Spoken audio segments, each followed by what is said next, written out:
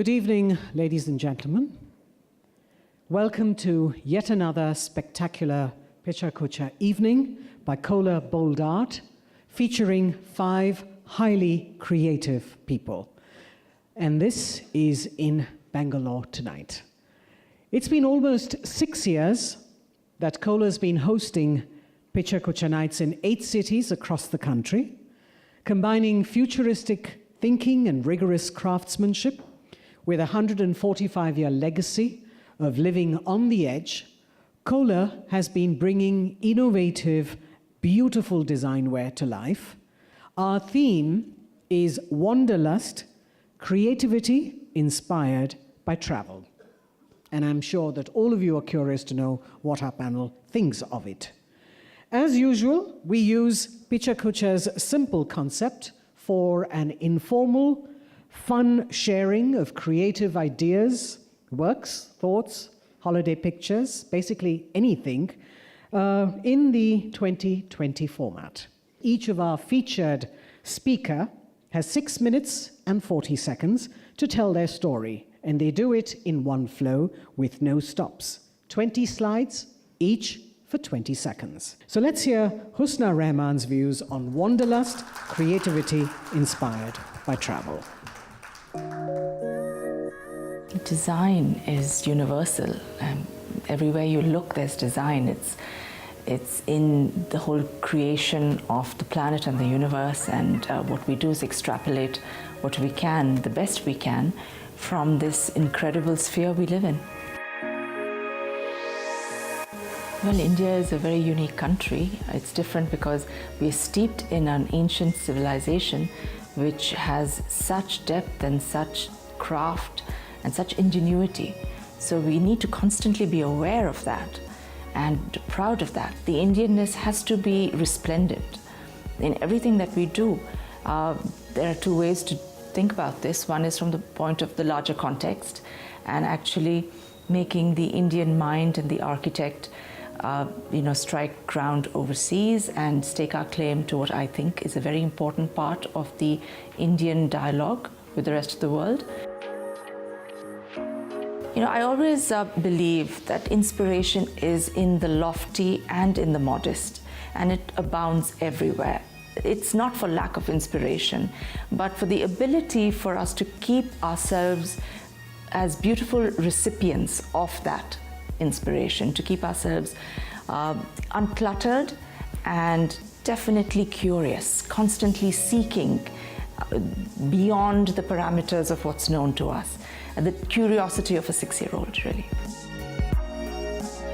Literal inspiration is extremely simple-minded.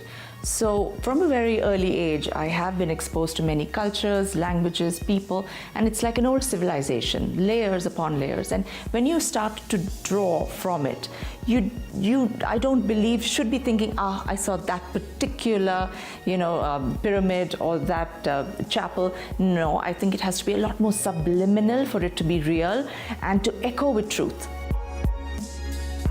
I think it's become a bigger format. I think a larger audience, and other than that, I think Kohler constantly does things they do in a very organized and a very structured way. So, I'm looking forward to this enterprise as much as the previous, and very emotional overtone to what Kohler does, bring people together and, create the evening that I'm looking forward to. Life is about finding your source. For me, I discovered many years after I was on the planet that Mauritius is where I came from. Descending into Mauritius is the closest any of us will ever get to paradise. And finding my family was altogether unique. The thoughts of immortality while I travel hound me. Sometimes you sit in a quiet cemetery and all you can think about is simply nothing, still your mind. And that is what you get out of it. Have you ever witnessed a perfect sunset? Kenya, the majestic, untamed wilderness of Africa, cannot help but touch your soul. Look into the lion's eyes and see power at its best. India, the beautiful, majestic, sublime India, the Falaknuma, in Hyderabad, the manicured gardens, the gentle melodious flowing of the fountains, the 110-seater. India, its kings, its majestic royalty, its decadence. Nobody does it better. You can travel around the world and have platters of reindeer and whale and shark and herring and pickled oysters, and then you can come home to a meal, sumptuous, filled with what you grew up with. And that is food for the soul. That is what coming home is really all about. My grandmother, her dream was to write a book. She passed on 4 months ago. I embarked upon this mission with her to fulfill her dream, and I must say, this was my life's most worthy moment. You can travel the world over, and yet, when you look into the eyes of someone you love, that's when you know you're really home. So live your lives, drink deeply from that beautiful cup of life, because you're only as good as how you've lived. Up next, we have Anup Naik.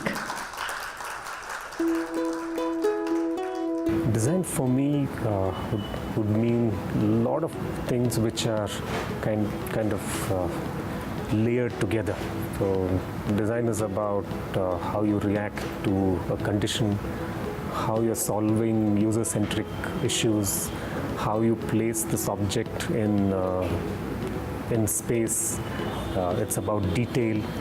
It's about how you make people comfortable in that space. Can you actually push this aspect of happiness and wellness in the building? So these are the various layers of design.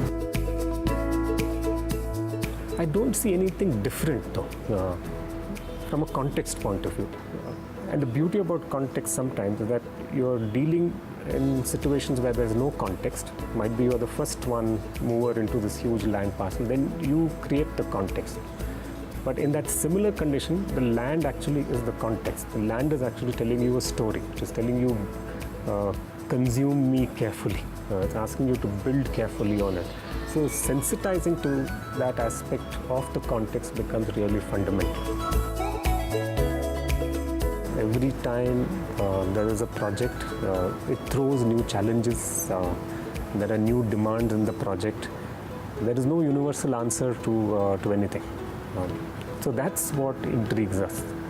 That's a big learning curve. So every time we look at the project, it is about what value we've added into it. So the value creation in the process is fundamental. I feel that every architect needs to look at travel as an inspirational mode. And it's not about the built always. I feel that built is one aspect of it, but it's also about whom you meet, what stories they have to tell you, what is their connectedness to the regions which they come from, what are their aspirations which happen. So travel is always about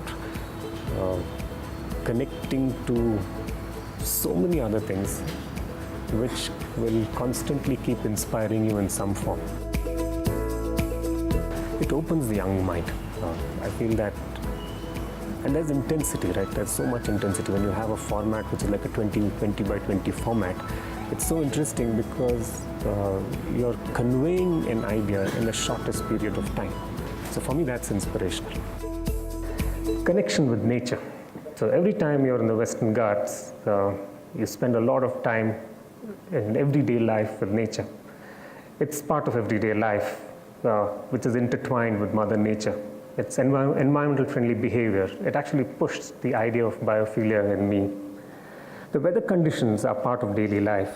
There's no constant here. It's always dynamic, ever changing. You need to be prepared. You need to be adaptive. It makes you resilient.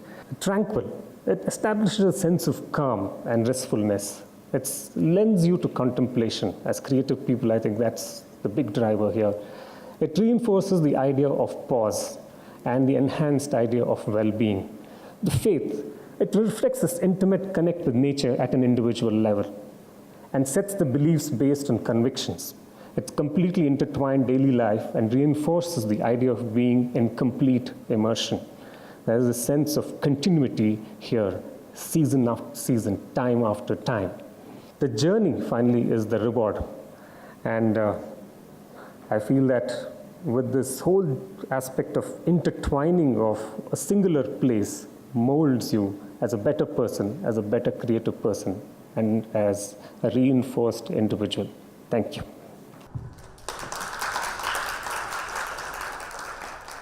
Ladies and gentlemen, around 7 years ago, Condé Nast launched Architectural Digest in India around 2012. Considered the international design authority, 3 years since its launch, Greg Foster took over as its editor. And we have with us tonight Greg, and I'm sure that you're all as keen as I am to hear Greg talk about how Wanderlust has affected his creativity. Greg? Last weekend I was in Srinagar, which was utterly beautiful, but which was fascinating for its craftsmanship, particularly its papier-mâché, and you'll see a lot of papier-mâché projects coming up in the magazine because of that. The second place which has been super inspiring was a trip to Pondicherry earlier this year, where, I mean, the colors, the antiques, I've never spent so much money on antiques. I actually bumped into Vanita Chaitanya on the street, and she took me antiquing, and of course made me spend lots of money, but the craftsmanship there as well, Jean-François Lesage, it was a game changer of a weekend for me. This slide is quite interesting. It's taken last weekend, or 2 weekends ago in Paris. I was staying in that room, I saw a dimmer switch. I had an idea, we're working on a light issue, I drew it on that notepad, and then on the right is the page that will be in the next issue of AD. It's quite a story of how creativity, travel does inspire creativity. This was also taken on the same trip to Paris. It's a beautiful ring designed by Boivin, which is a very important jeweler in the 1930s. I came back, and the next day a girlfriend of mine asked how to set a 4-carat diamond, and I said, you should set it like this. The last 2 slides I would like to inspire you and say, please come to the AD Design Show, which is happening October 26, 27, 28. It really is going to be a very boutique and interesting niche show of Indian and international design. We've got lots of projects. BB Doshi is opening it.